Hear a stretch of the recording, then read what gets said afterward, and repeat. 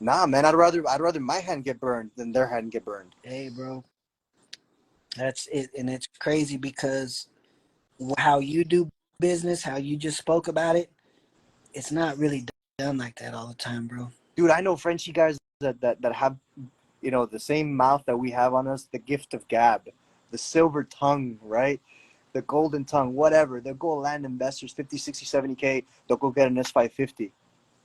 They'll go blow that money. They'll go, and so I'll say this too, man.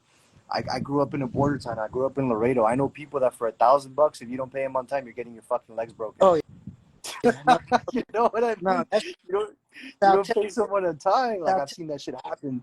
So that's already a lesson. Like, you never want to play with another man's money.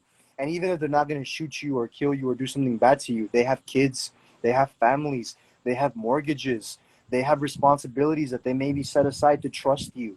And if they're going to do that, you better fucking do right by them. That's how I feel inside Did when you people trust me with did money. you them when you needed them and then they came through for you, but now you're making a little change and you feel that this guy, he's a multi-millionaire that Oh, it's okay if he loses money. 20,000 ain't true. He ain't. Nah, bro, it's not. Promise you.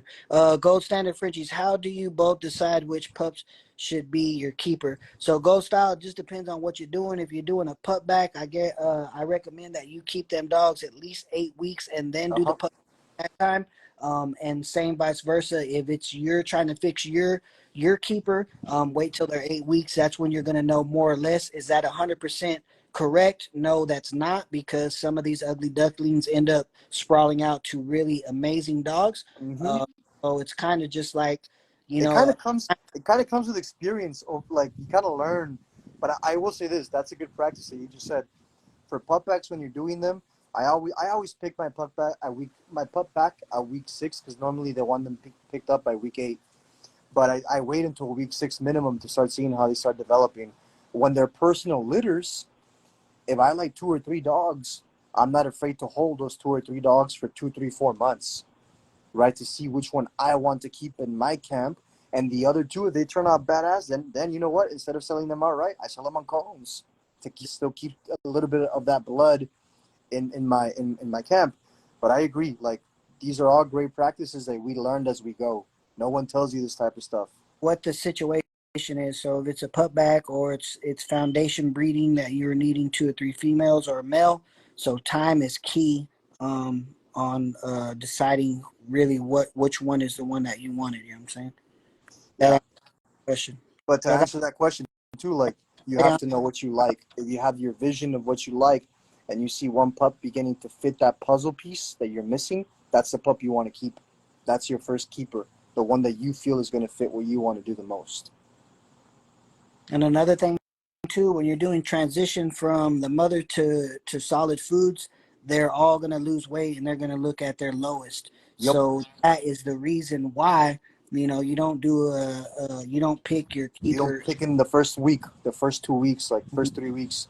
You're right. Yeah, and I they've didn't even think about that. even when they're born, um, even when they're born, one might be super thick, compact, just looking like crazy. That one right there just actually was getting a lot more nourishment in the tummy. And then as time goes, you're like, damn, that one was a bad motherfucker, but now he's like long and skinny.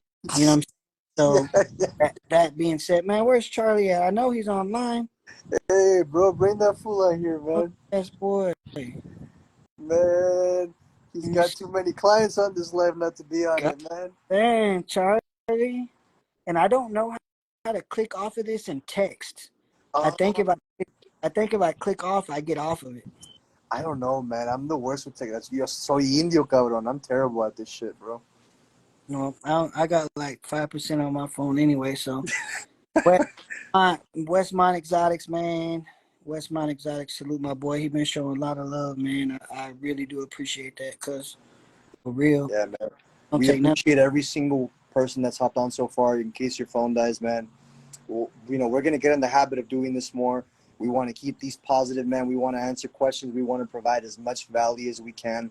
We want to make sure that you guys are feeling safe on here. So many new breeders are so afraid to hop on live because they're afraid to get shit on. That shouldn't be the fear, man. Like, the goal is never to go put the next man down. If anything, the goal is to go elevate the next man. Go help them win. We just got testimony testimonies that we've ironed into our body and our head, and you know, we bled and we got battle scars for days. So you know, Bro. it's really not, it's really nothing just to help y'all out. Like I told, like I said earlier, you know, it doesn't take much for us to kick it on the phone for 30 minutes and just kick the shit. And y'all might be hearing some things because we just in some type of mood and we, you know. Yeah. I mean, I wish that